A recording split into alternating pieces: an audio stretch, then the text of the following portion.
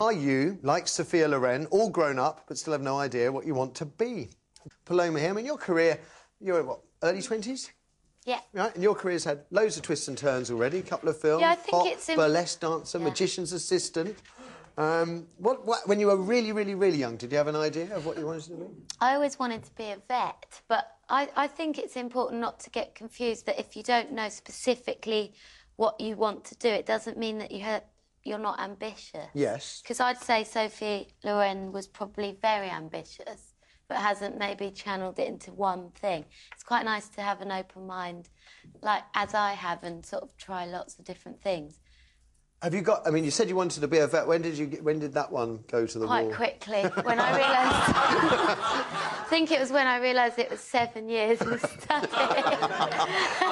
No, I bet you're not alone there. And what about... I mean, you want to do lots of different things, so you don't have one calling further down. I think that everything I've done's been performance-based, so I'd say I was a performer, but I'm dabbling in all those things that come under that umbrella. I have Yolanda, and she's online too. Yolanda, good morning. Good morning. And no idea what you want to do? Not really. I do a dance course. I do a degree in dance, and everyone's like, why are you doing dance for? That's not going to get you anywhere. But it's something that I enjoy doing, but some people see it as a hobby, so I think to myself, what am I going to do at the end of 3 years of my degree? What are you going to do at the end of 3 years after your degree? I don't know. I think I want to be a dancer, but everyone's saying that as a dancer, you're not going to make any money at all. So. Well, hang on. Paloma, what did you study? Dance. Ah! There we go. Did you, when you were studying dancing, I mean, it's the one thing that everybody knows is, I mean, in terms of length of career, dancer is up there with sort of top-level athletes. It's not a long-term career. Did that bother you?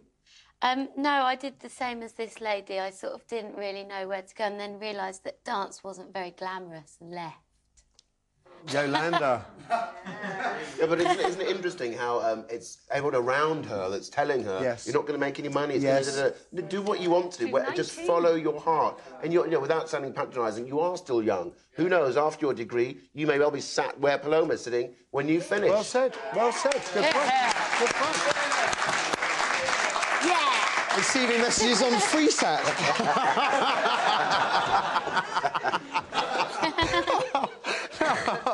After the break, the big issue of the day. Should Simon Cowell have given X Factor twins John and Edward the boot last night when he had the chance? Has he undermined the show's credibility by throwing them a lifeline after slagging them off for weeks? 0207 173 5555 is the number for your thoughts. Maybe Simon's in the closet. Not like that. No.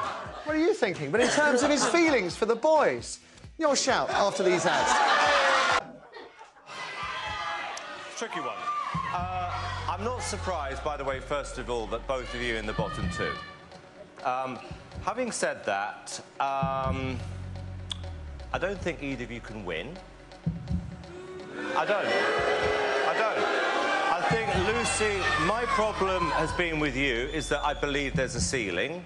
And with John and Edward, you know, we've had some horrific performances. Having said that, who would I rather see again? I'd probably rather see the boys. Simon, name of the actor sitting home tonight, please. Make a decision. I got a lot of stick last week for taking it down to the public vote. Need an answer, Simon. To do it again. Simon, I need an answer.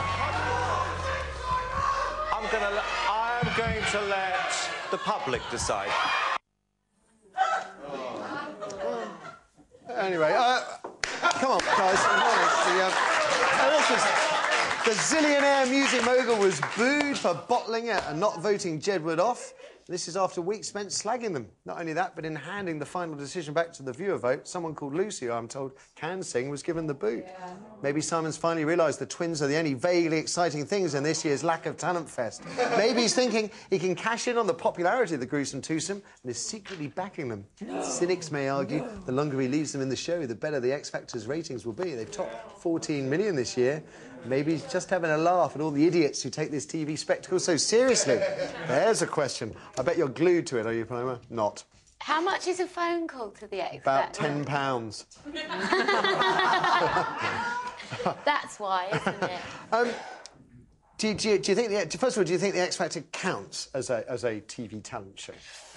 Well, I think it's it's only promoting singers, and it's not about songwriting. And we were just saying before that what I think Britain's notorious for being good at is songwriting. And the only thing that we get out of the X Factor is some great singers who all sing very similar songs. What if they're not great singers like Jedward? Does it undermine whatever credibility the competition has? Well, that's sort of, it's kind of like they're the ratings people, aren't they? Because they are rubbish, let's face it. Entertaining rubbish?